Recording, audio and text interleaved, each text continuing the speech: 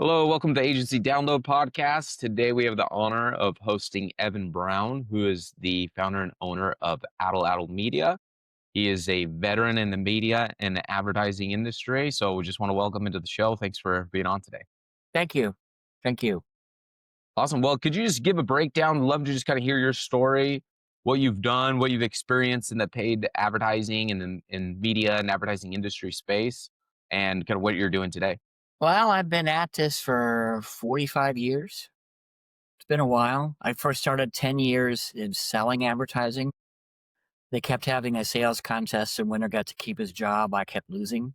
So I actually stumbled into the media planning side of it. I was working for, I had been laid off from a radio station that had been sold at the courthouse steps.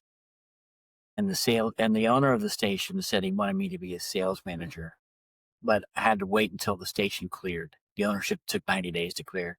And in that process, I'm out looking for work just to basically to satisfy unemployment.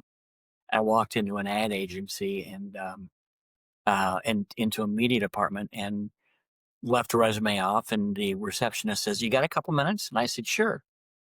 And she runs it back to the media director. He comes out about 5 minutes later, says, "Do you have some time to talk?" And I said, "Yeah, come on and talk." And I went into his office. He said, "Let me explain what's going on. 45 minutes ago, I had a woman give me a no-notice resignation. She told me to, uh, you know, go have fun with myself. And then she left. Tomorrow is payroll. If I don't have her position filled, I will lose the position. Do you want the job?" And that was the interview. That's an easy way to get a job right there. So that was in St. Pete, Florida. That was for Donor, and Donor based out of Detroit at the time, and they had an office in St. Pete. We were working on Eckerd drugs, and that lasted for a while, and that's how I got into the media planning side of it. I said, I've thought to myself, I've sold most of it because I sold TV, radio, newspaper, direct mail, magazine, in those previous 10 years. So I figured, well, I know what they are, and I know that there is a place for all of them because they wouldn't be here if there wasn't a place for them. And so I started developing media plans, and that's how it worked. In 7 years, I was an AMD over at. I bounced around a lot, but that's what happens in this business a little bit, in the agency business. I was in St. Pete. I'm from Ohio. I moved back to Columbus because a year and a half later, the Eckerd account went away from Donor, and so an office of 40 becomes an office of 4. And so I moved, and I wasn't one of the 4. So I moved to Ohio to be closer to family, and there I worked with Bates Worldwide, BSB efforts. Well, just say Bates Worldwide, and then for a while with a large independent Fulgrin out of Columbus, and there I worked on accounts like Wendy's, McDonald's, the franchise groups, but also national brands like Owens Corning, fiberglass insulation, Cooper Tire, that sort of thing. And then moved over to Pittsburgh in 2000 to work for Mark USA, doing basically the same thing, only at a higher level. There I worked on national accounts like Bryant Heating and Cooling. I did some work on True Value Hardware, Rite Aid, because of my Eckerd experience. And then also Mellon Financial, which is now BNY Mellon. And that was when they were selling all their retail branches and converting themselves into a global financial institution focusing on. So that was a 37 country, 5 continent international media plan. And it was selling the world on the fact that this is where you would want to have your institutional assets managed. You would want to have your currency exchange. I mean, it was really high level stuff. It was in those dollars. In today's dollars, it would be about $55-60 million. In those days, it was about 15 million, and it was convincing business execs that they should move their business banking to them, and also private asset management. It was a real interesting targeting stuff. Then from there, I moved up to Rochester, which is where I am now, and worked for 10 years and I entered an IPG shop up here, which was sold off. but it's working in the McCann family. And there I was working for automotive dealer associations like Chevy, Buick, GMC, those sort of things. And then about 11 years ago, the McCann shop lost most of its business here, and we lost a big banking account we had. Um, and I sat down with the president of the agency and said, you don't need me, you need these other people. And so, and if you're going to talk about layoffs, it's better to lay me off than it is two or three people that work directly under me. At the time, I had a department of about 12. And so from there, I went on to being an independent. You know, if your career choices and your career goals change when you do that. I had always thought, it'd be nice to get the silver award, the Addy Silver Award in the local market, and that sort of a thing. And it was more about myself and that element of it. But what I decided was it was more fun to do the planning and buying than to be the executive. And so the last 11 years, I've been doing the work. Doing the work that for a while I had assistants do. I mean, some of it's very junior level work. It's like doing the spreadsheets. It's like, we talked right before we came on about putting together a radio remote buy. Well, that's something that somebody very junior would normally do, but it's kind of fun to do. It's kind of Yep. fun at the top of the station and get that stuff. For the past 11 years, I've been working on a mix of local and regional accounts, a couple national, some business to business. Some of the accounts that I worked on in that period of time. Garden Weasel. I don't know whether you remember Garden Weasel. Back in the 70s, they were a DRTV icon. Today, they wanted to go out after millennials again because hand tools are good and environmentally friendly tools for the garden. And that's what they sold. And I Nice. worked on several subway markets and some stuff like that. Amazing. A Yeah. wide range of different experience across agencies, huge Yeah. brands, work for yourself, work with big agencies. After going through all that, what do you see kind of now as, especially with the involvement of technology? We're now like in the AI world of everything's changing with AI. We keep seeing these huge every decade. It's like there's a whole new landscape of technology. But what have you seen over the years is like the fundamentals of what makes media work, what makes advertising work, Change regardless of the is the only technology? constant. Change is the only constant. And if you are not, excuse me, if you are not in the mindset that you want to change every year, then you're gonna get left behind. Absolutely. I mean, I started off doing spot TV and radio, and somewhere around 96, just about the time I was ready to have a midlife crisis, along came the internet. And it denied me that midlife crisis. And I started doing digital planning. The first digital plan I did was local, was for a museum in Columbus, Ohio, the Center of Science and Industry. That just seemed to be a good, logical choice to do digital advertising. Because at the time, Scarborough said that 20% of people in Columbus had internet access, but if you went to COSI, 50% had access. Okay, Hmm. and then that's where that audience is. And what we did was to demonstrate to the client that it was going to be effective. The client was saying, so what do we ask people at the door? Well, if you ask them where you saw our message, everybody's going to say TV because that's just the normal thing. But so I said, instead of asking it that way, ask, where did you last see our message? Hmm. And that kind of dovetails into the Erwin Efron concept of recency. Recency is the last message you hear before you make a decision is the most important message. Yep. That's what all the attribution's based on now, is all last click attribution. Last Who click, gets yeah, that last click gets majority of the credit, which we're always trying to balance out because we know people live in a very fragmented media environment and they're exposed to messages on TV, on radio, or now on like Spotify or Pandora, social media sites. But how do all those impact each other? But generally, last click attribution is always what's going to get the most credit. And yeah, it probably is the same when you were doing that analysis yeah, at that point. yeah. And so what we did when we saw that, we spent 20% of our budget on digital. We spent 60% of our budget on television and the other 30% or the other 20% on radio. So we had three media. when that question was asked, 46% said the internet, Wow. and 50% said television, Yep. 4% said radio. Yep. And that was all because we positioned the question right. Yeah. A Did lot of some light times, bulbs go off after that of being like, maybe we're under investing already yeah, into digital? yeah. And they kept on. Columbus, Ohio, at the time was kind of a hotbed of digital development. Mhm. Um, what was the name? CompuServe was based in Columbus, and CompuServe was later bought out by AOL. And there was the Columbus has always been kind of a research centered city because the Ohio State's there, but also because there's Battelle, which is a big private research firm Yep. and that sort of thing. So there's a lot of technology in that city anyway. It's a very white collar city. And it made sense. And what we were trying to do, the COSI was moving to a new building. And so it was a big push. It was a big event. And it worked well.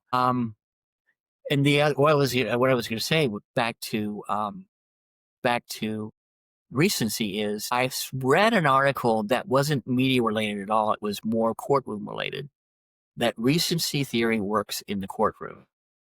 That since the defense is the last one to speak in a criminal law case, recency, it favors the defendant.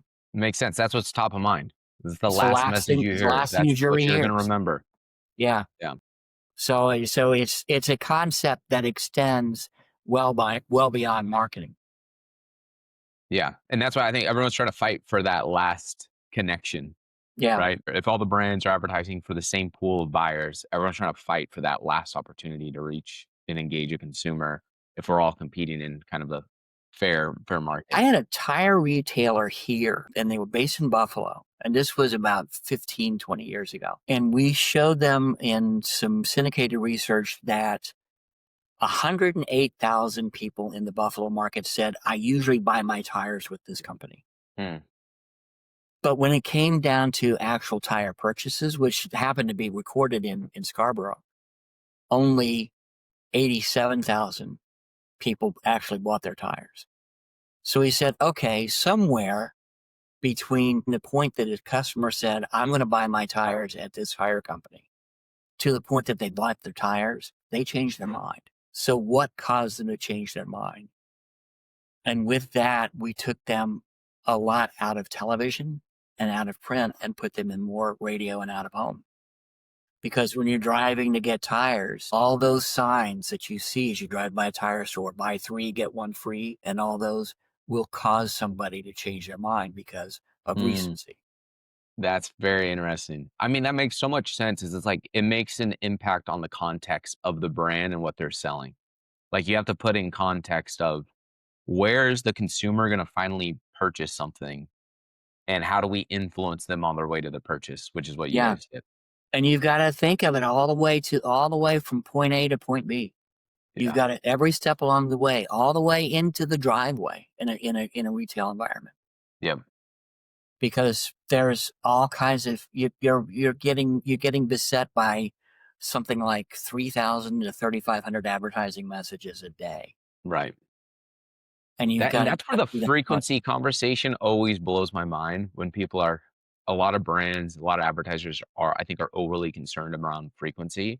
Whereas if an individual on average is getting 3,500 messages a day and you're only reaching somebody on an ad channel 5 to 10 times per month, that is such an insignificant percentage of ad yeah. exposure. So I think most brands end up being heavily underinvested or spread out too thin to in order to make any type of impact on a single ad channel with a consumer That's a when belief I have.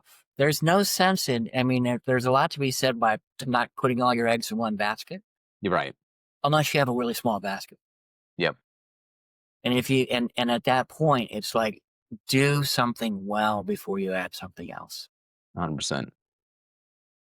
I think the challenge with I think one of the fundamentals I always talk about is that the end of the day, we're really just following people wherever they engage and consume media. Yeah. As good media buyers and planners, right? Is that we're trying to follow wherever people are consuming media or spending their time. That's where we're going to follow them. I would add too, wherever we're impacting people, wherever people are when they are in the frame of mind to make a decision on our Yeah. product.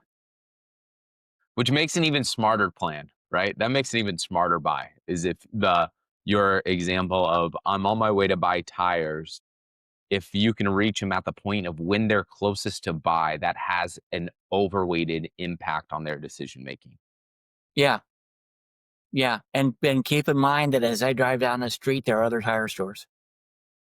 And they're competing, and even that the I don't know what they call the board, where they say, like, where they put their specials on and they put it up with the old sign stuff, and they sometimes they get things misspelled, or they have to turn a W upside down for an M or something like that.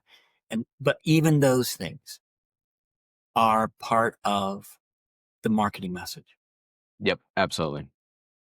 Yeah. And if we could convert those to digital, that would be fine. I talked one time about in fast food about doing a billboard on an interstate highway and being able to, let's say, a Wendy's, who has an store at exit 55, to have a billboard on somewhere around 57, 58 that has a digital component on it. And if the store manager says traffic's kind of low, let me do a BOGO message, Hmm. and then immediately keys in changes, buy one get one free for the next 20 minutes, so that you can drive traffic to the store to people who are driving along the highway. We are close, if not doing that already, with the how digital out of homes getting integrated with programmatic media buying, Yeah. because we can adjust, and it's not that widespread yet. It is still limited, and there's still some limitations around this, but you can automate your messages based on time of day or day of week or a lot of different factors But to this goes even change further. the out of home message. This goes to the store manager level. Yeah. This isn't just a decision at the corporate or at the franchise group or Yep. anything else. Sure. This is a store manager saying, business is slow, let me run a special and get some traffic. Yeah. The tough thing is that individual store manager would have to be in control of the media buy and be Yeah. able to handle the media buy themselves, which may, as AI takes over the media buying process across all the different ad platforms, it's only going to get easier to manage and set up a media buy. And I think at Yeah. some point, a store manager could simply just write into a chat bot and say, change the message on my out of home or on my Facebook ads or on my Google ads to this message right now. And Yeah. it's a chat, a text message they have And to then send run in it order for to the change it. next hour and then switch it back. Yeah. I don't think we're too far away from that happening. Like I said, like there's an element of that's already possible, but Yeah. it's more at the corporate level or at a media buyer level that has to go into the DSP, make the change for the programmatic ad channel to change the message. So it's not down to the store level, which is they're the closest to the customer. And Yeah. the more control they have, then the bigger impact they can make on The sales. challenge is that you as the corporate level cede control. Yep. Cede some element of control. The inventory may be there. And it may be that I, as the corporate manager, said, I want to buy this billboard, but I'm going to give the store manager, control of this portion of the billboard, which is the offer. And can I do that? Am I willing to do that? The biggest challenge, even above everything else, is ceding control of your brand to your customers. What do you mean by that? You remember the Mentos and Diet Coke commercials on streaming video? EP Bird. And it was the Mentos and Diet Coke experiment. That was when they discovered that when you mix Mentos and Diet Coke, that really fizzed up. When EP Bird did those productions, Coca-Cola immediately got incensed. How dare you use Diet Coke for this effort? How dare you do this? Don't use Diet Coke. So EP Bird said, okay, fine, we'll just buy a diet soda. And they reached out to Mentos, and Mentos said, what can we do to get involved? This is cool. This is wild. It has nothing to do with eating Mentos. It's just the brand. And EP Bird says, send us more Mentos. Okay, you can have more. And they started doing more, and they started spreading it around, and Mentos tied into that promotion, even though it had nothing to do with how the product was normally consumed. Over the next year, Diet Coke sales were flat. Mentos sales were up 15% because Mentos ceded some control of its brand to its customer, to its Mm. consumer. Yeah, they let the consumer decide and choose how they're going to use Mentos, what diet soda they're going to use, how they're going to use it. But they kind of ended up being the star of that exposure in the show Yeah, because I mean, that was one that there's was a making lot an of impact. things like that. It's the other thing was when Microsoft introduced Gears of War. They did it with this song "Mad World." All my life is in familiar places, etc. And they did this video game setting in this dystopia, and that song's going on, and he's holding on, and he looks at a broken statue or something like that, and he hears explosions, and he's going running, and he's going to get attacked by an alien. Somebody saw that video, and instead of using that Mad World's lyric song, used the Bee Gees "Staying Alive," Mhm. and it fit, and the video fit. And all of a sudden, all of a sudden, more people started going in there and doing that. One of them did Weird Al Yankovic's "Christmas at Ground Zero." If you look at the very first Years of War one, not the later iterations, the very first one that came out, you can go through on YouTube and you can find some of those old videos. Look at the first one first of all with Mad World, and then look at what people did. And what Yeah. that did was to sell the product, because all of a sudden you had all of these paid impressions that you did through YouTube. You bought the video ads and everything else, and it was so compelling of a paid ad that consumers then said, "Here, let me do my take on it." Yep. That's awesome. And the earned media went out and carried it out further. Yeah. And that's why they say the internet is undefeated because somebody out there always has another better idea. And then they can take a video or a picture and make it into something even bigger than what it was originally intended to be. Yeah, yeah. I remember a conference saying the internet is always one step away from being broken. So it's always going to evolve. It's always going to change because every time we have a problem, we have to fix it. The biggest problem that we're having now is scam and fraud. Right. Huge issue. I posted on LinkedIn, I'm not sure how well received it was, that Meta, internal documentation at Meta said 10% of all their ad sales, that's $16 billion, is scam ads. And it's driving up CPMs and everything else. So now we've got this other piece that's going to, this is the latest thing that's going to break the internet. Yeah. We'll figure Yeah, out it's been an figure out issue. the way around. Did you mean like the advertiser was running a fake ad or a scammy ad or bot traffic Scammers on Facebook? scammers were running ads that looked legitimate, Yeah. that basically stealing credit card information, that sort of a thing. Yep. Yep. Yeah, huge issue. And what they do is essentially they'll hack into personal profiles or into advertiser accounts, business manager accounts. And then once they get admin, then they change over, get the admin access because they hacked into a personal profile. That's an admin on a business account. Yeah, Once they're in the business account, they remove everybody that's an admin and then they use the credit card of the advertiser in their ad account, which is a healthy ad account, and then they spend $20,000 in a day or $40,000 in one day running their scammy ads, yeah. and they basically get an infinite return because none of their own money was spent. They were using advertisers' money, and And this is why the what Meta has done is said, okay, we think they're scam ads, so we're going to increase your CPM. And ultimately, what happens is Meta is making more money on it. right.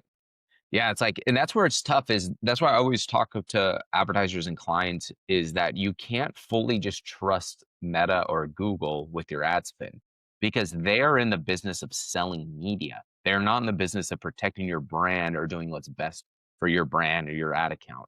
And so what we always talk about is that you got to protect your budget to make sure it's targeting the right audience, it's leading to the right objectives, and it's optimized for you, not optimized for Facebook and Google to sell Yeah, more ad spend. yeah. And then I there's think I simple told things you like before. doing Google will 2FA. let you waste your money if you want to waste it. 100%. Yeah, they will gladly take your money, and if you didn't get the results, there's no one to talk to at Meta. You can't get your money back. There's no Yeah. way to talk to a Google. You just have to try again. So that's where it's like really important still is like everybody's talking about the AI revolution and all these app platforms are doing so well at auto optimizing everything. But what we experience over and over again is that they'll still target the wrong audience. They'll still optimize for the wrong objectives or metrics. They'll still push money towards the wrong ads. And so somebody still has to monitor and oversee the algorithms and how the ads are being delivered. Otherwise, it's just going to waste your budget.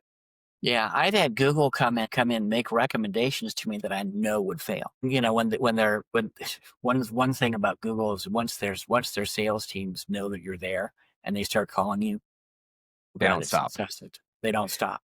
Yeah. And if you leave the business, they'll call you for the next 3 years Yep. Yeah. and You can ask remove you all about your this. contact info. They'll Yeah, still get you. and that's one of the reasons why I made the conscious decision not to be Google certified, not to be Meta certified, because I don't want to learn how to buy their platforms the way they want me to buy them. I want to learn how to buy their platforms the way it makes the most sense for my clients. There's an independent level. That's like going to in another life. That's like saying, I'm going to learn how to buy TV schedules on NBC. So I'm going to be NBC certified. So I can buy commercials on it. But I can buy the commercials that NBC wants to sell me, and And that's counterintuitive. that would have never happened when you were buying primarily No, TV or radio. You would have never gone to them and be like, certify me to buy your inventory and teach me how I should buy your inventory so that I can maximize, so the TV broadcast channel can maximize their revenue. That would have never happened. That's where I kind of think the new age of media buyers that were never exposed to TV buying or radio buying, and were never like the watchdog of the media budget. They're just going into Facebook and Google Ads and learning how Facebook and Google Ads teaches them to buy. They don't have that same mindset that I and think you relying have on that machine mindset. learning and automation, Yeah. and Yep. your job basic, and the challenge to that, the threat to that, to the career, to the career, to the discipline.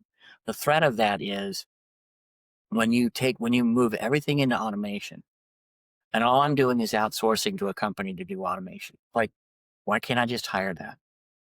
Why can't I, instead of having an outside agency do this, hire somebody and they can do it part-time and I can pay them just above minimum wage because all they're doing is pushing buttons. Yeah. If you can train them and build them up and get them to use it and buy it in the right way and not in the way Facebook and Google wants you them to buy it, then it definitely works. And what that does is it what the downside of that to the marketer, and the marketer doesn't realize it until for a couple of years, is that there needs to be a strategic thought of how everything goes together, because you don't spend 100% of your time on Google and Facebook. I've had discussions with people on Google of, do Google ads really drive traffic, or do they facilitate a decision that's already been made? If I'm going online and I'm searching for Michelin tires, then chances are I've already decided to buy Michelin tires. So if Michelin's doing a search campaign and they're buying their name, they're wasting their money. Yeah, just to push back on that a little bit, I think to go back to your earlier example of buying the out of home board on the way to the tire shop, and there's multiple tire shops that are also Yeah, on the way, is that I think you still have that effect with you internet still have traffic, that right? component. You still have that element. Yeah, Yeah, like if you're somebody searching for Toyo tires and then a Michelin tires ad pops up and it grabs their attention and pulls them away, and then they end up buying Michelin tires, that's a loss for Toyo, right? So I think there's still that balance, but yes, I agree. There's like an element of Google is just facilitating, already giving people what they already were intending to buy, and then taking all the attribution credit. And that's why somebody overarching has to analyze and review, like, how much budget should we be spending per channel to maximize and that? that we talk about last click. Yep, Google is champion of the last click. So is Meta. 100%. But there's a lot of things to get you to that point. Yep. But we just, the attribution models just And we tried many times to have different attribution models to say, how does this influence? And we're getting somewhat closer, but it's still there. Yeah. But still, it was back in 1960 when David Ogilvy said, half my advertising works. Yeah. The problem is, which half? Yeah. Which exactly. We're still dealing with that, I think, today. We're still dealing with that. Maybe I know that half of half I know which is works, but I'm still out there trying to figure out the other part of it. But then the next step of is if all you're doing is focusing on automation, you never understand why. All you're doing is just facilitating. I'm doing it this way because this works. Well, that's fine for now, but it doesn't give you experimentation for the future. And really, we need the media planners and buyers today to still think. The reason why the clients hire us is because of our minds and because we can take an independent look to it. I don't like taking media commission from most of my clients because I don't want that commission to be an incentive for me to recognize one medium over another. If I get paid by the hour, and the time it takes me to buy radio is the same time to buy television versus the time to buy digital. If I get paid by the hour as opposed to getting paid by the commission, then I'm going to come up with a mix that makes the most sense for you Yep. Of course. without any incentive, any commission incentive to do anything else. Yeah. I've seen that trend happen a lot of advertisers not wanting to do a commission model, but they will do a retainer type model. Now there are They make a times lot when of commission sense. still comes into Yeah. play. Yeah. Political commission comes into play big time. There are some other elements that it makes more sense to commission it because you don't know, you get beset by new budgets and that sort of a thing. The downside of the commission is if the client says cancel it, then you've lost revenue and you're also spending more time to cancel it. Yep. For So sure. it's a challenge for the agency. I personally, and I'm not gonna fall on the sword for saying don't do commission, Yeah. but I would say that if you can work out a different model, even a performance based model. Yeah. If you're Yeah. gonna Those are if you're happening gonna a lot more. pay me some sort of commission, pay me on the fact that I got you more business. Yeah. It just comes down to the balance of like who wants to take the risk. Yeah, Because then the risk ends up being on the agency side. But if you do a commission or a retainer model, then the risk is on the advertiser's side because they have to pay you regardless, the yeah. agency regardless of whether or not they get performance or outcomes. So I Or think you they're have a all hybrid. they're You have a hybrid that basically your costs are covered yeah, by the retainer and the fee. But if you really want to make money, you got to make them work. yeah, you get some upside. Yeah. Because I think that's the challenge a lot for a lot of agencies is that most agencies have a challenge being profitable because of the heavy effort. And that's what's interesting about like the digital media buying space is there still is, even with the automations of where they are, it's getting less demanding. There's still a lot of day-to-day work that it Yeah. takes in the team to manage all the digital ad channels versus when you bought TV or radio in the past, it was you set up the buy and it runs. There's no mid-campaign optimizations generally. And I so I don't think know. It's in direct response television. There's a optimization daily, sure, fair enough. Yeah. A direct response TV campaign there would be. but the other piece of it too, the other thing that drives the agency time is the number of units that you're buying, the cost per individual unit, and it's something where let's say the average network television spot is $150,000.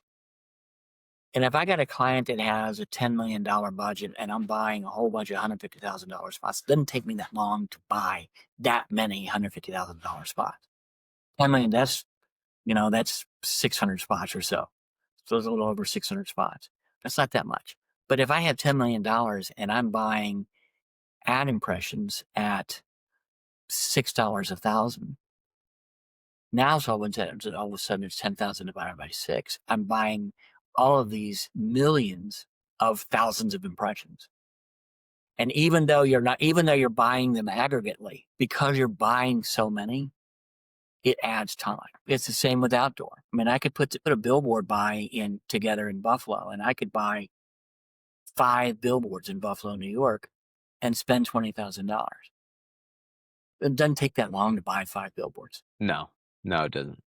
But $20,000 into a digital campaign in Buffalo is going to take a lot more time.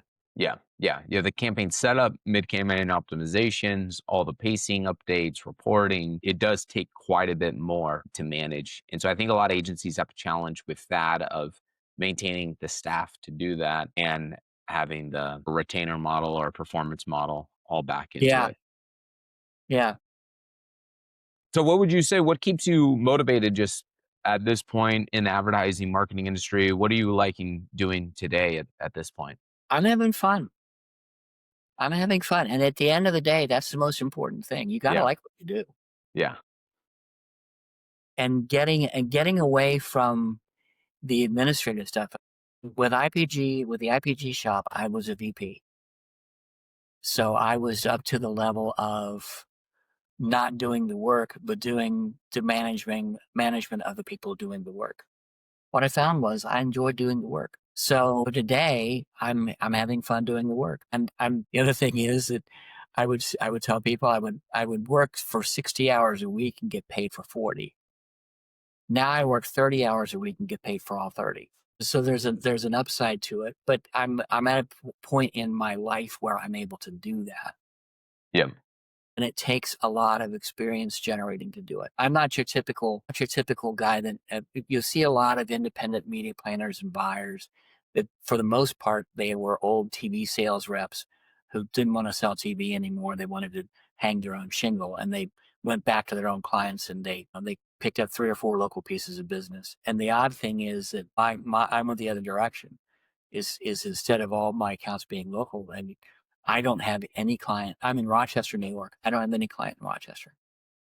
Clients in Buffalo, clients in Delaware. I have clients in Minneapolis. For a while, I had clients in San Francisco, um, and clients in Maryland and that sort of a thing. And they're all over the place. And it's because of years and years and years of networking on the agency side. I couldn't do it in the local town because I wasn't the guy going out and talking to the local advertiser. The sales reps were. The reason why right. the local TV sales reps can hang their own shingles is because they've got the connections already. They've been calling on these people. Yeah, makes sense. Mm. If you were to give one piece of advice to kind of new people entering in their media buying, media planning career, what would you tell them? What type of advice would Never you give them? stop learning. Never stop learning. A day that you don't learn something is a wasted day because this is always changing. Even from the time people would talk about the decline of newspaper as being an internet driven. Uh, Sunday morning after the end of World War II, 90% of all American households got a Sunday newspaper. Hmm. Before the internet was even started, that percentage had dropped down to 60% in the late 80s because of television. TV and radio. Yep. And so you see all these changes and all these things take place. But it's always changed. It's changing at a more rapid pace now, but it's always changing and you always have to learn new things. There was an article written in 1948 by Gray. I can't remember the actual name of the company, but a big advertising agency talking about how television was going to be a flop. That's hilarious. And then there were articles in the early 90s talking about how the internet was going to be a flop. Yep. And that television would be the death of radio. Well, radio morphed, radio changed. Talk radio came into being and that sort of thing. And so even when television came on, you had radio programs. You sat down, and in the evening, instead of sitting down in the 30s and 40s in front of the television screen, you sat down and listened to the Philco radio, and you listened to The Shadow or The New Adventures of the Thin Man, or things like that were on the air at that time. When television came out,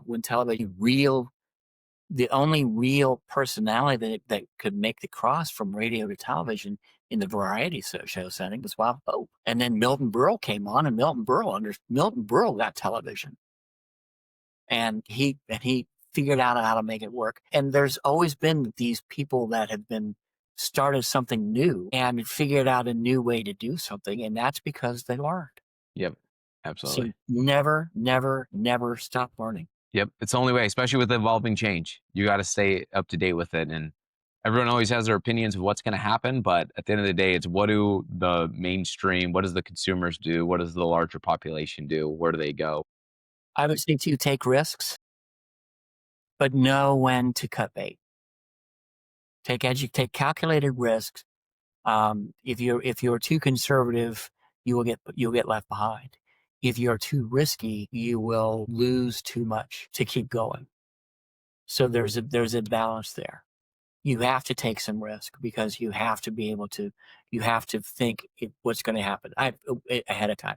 I had a media buy one time where I bought a helicopter towed banner across Pittsburgh, and in towing the banner, which was 10,000 square feet, it was the size of two NBA basketball courts right on top of each other.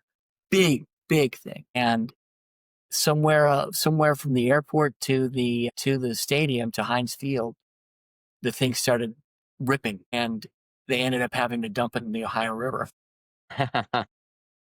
But you know what? The client was fine with the risk. Yep. That probably got it some newspaper coverage and some extra PR out of it. We turned it around. We turned it around and got a contract on smaller aerial banners that were airplane towed, that were a little bit more conventional, and managed to still get the money out of it Nice. and still get some impact out of it. It wasn't going to be the impact we thought we were going to have yet, but taking the risk, we never would have gotten the aerial banners, which actually delivered. We got somewhere around, but the helicopter towed banner was like 5 hours of time. We ended up making that good with 25 hours of time of aerial banners, and we were able to tow those across several markets and got some good coverage out of it because we took the risk. Yeah. Amazing. And really, you're just looking for solutions. I think most my experience is clients are very happy with you, even if things go wrong, if you can figure out other solutions. So are you always being solution oriented and figuring out new ways to help and Yeah, provide we're all value? human. We're all human. We Yep. make mistakes. It isn't the mistake that will get you in trouble. It's how you deal with the mistake. Yep. 100%. Awesome. Well, thanks so much for being on today. I really appreciate all the insights and everything you shared. Just to close out, any way that if anybody wanted to reach out to you or connect with you or work with you, how could they do that? You can reach out to me on LinkedIn. I have a LinkedIn profile there. You can reach out to me at evan@atlatlmedia.com. atlmedia.com. I'm also doing a lot of work with Agency 15 in Buffalo. And if you need additional stuff just beyond media planning and buying, the folks at Agency 15 are really good people. They're really smart thinkers. The creative is really stands out as very bold, and they're good people to work with. So Awesome. I gotta give them a plug because I do a lot of work with them, and they're good people. They're good folks. Definitely. Great. Thank you so much. Appreciate it. Thank Thank you you. all.